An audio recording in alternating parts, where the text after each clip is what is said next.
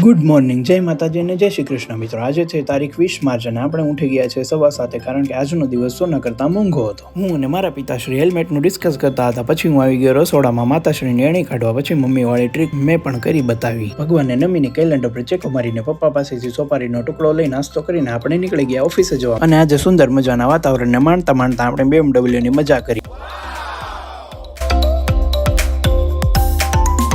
પુલ ઉપર તો આપણે બધાની સાઈડ કાપતા કાપતા પહોંચી ગયા હવા ચેક કરાવ. હવા ચેક કરીને સીધા જ ચાલતા થયા મંદિર તરફ.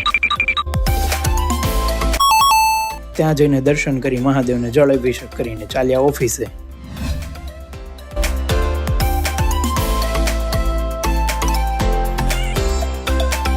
ઓફિસનું થોડું કામ પૂર્ણ કરી ઓફિસની ઓડી લઈને આપણે નીકળી ગયા બેંક તરફ જવા. રસ્તામાં આ બિલ્ડિંગ આવ્યું તો આ બિલ્ડિંગ કોને કોને જોયું છે. લંચ કરીને આ ભાઈને ગરમી થતી તો પંખા નીચે સુવાની ઈચ્છા થઈ તો બપોરે ઉઠીને પછી બપોરનો તડકો માણતા માણતા આપણે નીકળી ગયા પાછા બેંક તરફ જવા. અને આ પુલના પિલ્લરો કેટલા સુંદર રીતે ડિઝાઇન થઈ.